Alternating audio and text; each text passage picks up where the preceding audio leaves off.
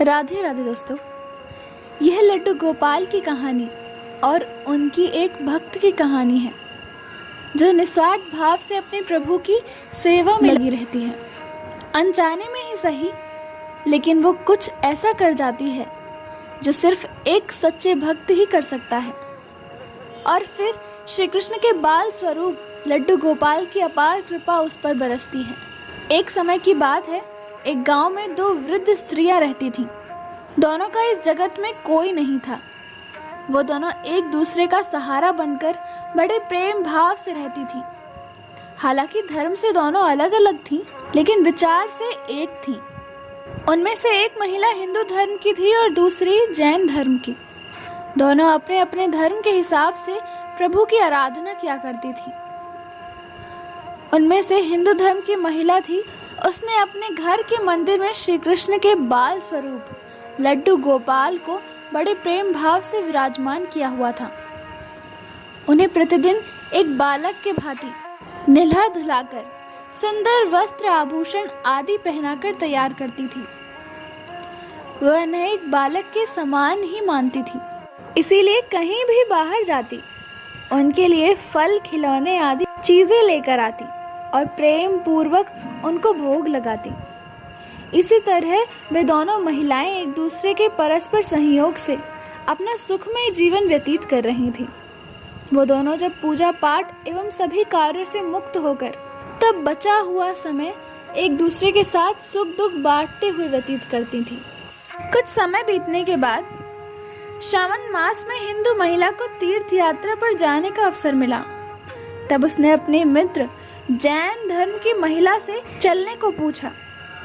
चूंकि वृद्ध अवस्था अधिक होने के कारण वह चलने फिरने में थोड़ी असमर्थ थी, इसीलिए उसने जाने से मना कर दिया और कहा कि मुझे चलने फिरने में परेशानी होगी, इस कारण से तुम्हारी भी तीर्थ यात्रा में विघ्न रहेगा।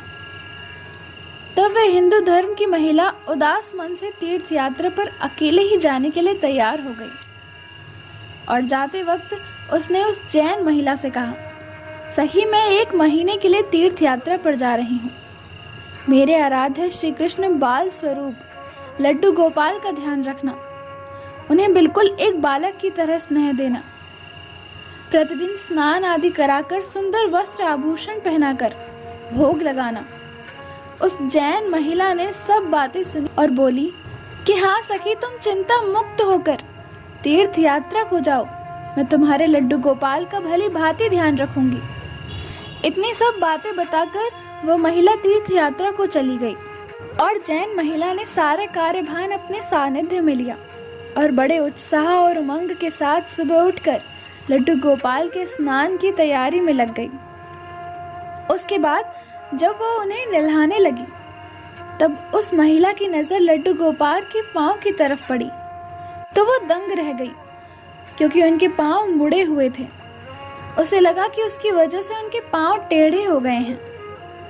इसका मुख्य कारण यह था कि उस महिला ने जब भी लड्डू गोपाल को देखा था, वो वस्त्र और आभूषणों से सुसज्जित देखा था। वो इस बात से अनजान थी कि लड्डू गोपाल घुटनों के बल पर बैठे हुए थे। उनका बाल स्वरूप ऐसा ही होता है। वो बहुत परेशान हो गई और सोचने लगी कि मैं अपनी सखी से क्या कहूँगी।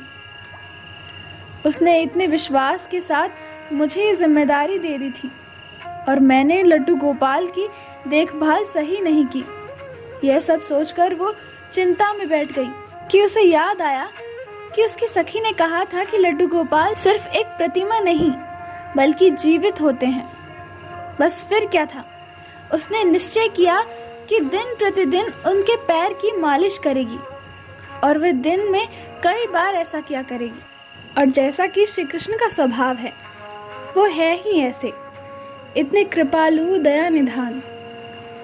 उस वृद्ध महिला की इस नादान भक्ति से वशीभूत होकर उन्होंने उस पर अपनी कृपा बरसा दी और एक दिन वो महिला रोज की ही भांति प्रातःकाल उठकर लड्डू गोपाल को नहाने का प्रबंध कर रही थी कि उसकी नजर उनके पांव पर पड़ी। उसने देखा कि लड्डू गोपाल के पैर ठीक हो गए हैं और ये सब देखकर वो वृद्ध महिला खुशी से फूले न समाई। ये सारा वृतांत सुनाने के लिए अपनी सखी का बेसब्री से इंतजार करने लगी। कुछ समय पश्चात जब वह हिंदू महिला तीर्थ यात्रा पूर्ण करके वापस आई तो सबसे पहले वो अपने लड्डू गोपाल के दर्शन को लालायित थी, और जैसे ही उसने लड्डू गोपाल को देखा वो आश्चर्य में पड़ गई। उसने देखा कि लड्डू गोपाल खड़े हुए हैं। उसने सोचा कि शायद ये उसके लड्डू गोपाल नहीं हैं, और उसने अपनी सखी के पास जाकर ये सब पूछा। तब वह जैन धर्म की महिला ने सारा वृतांत उसे सुनाया।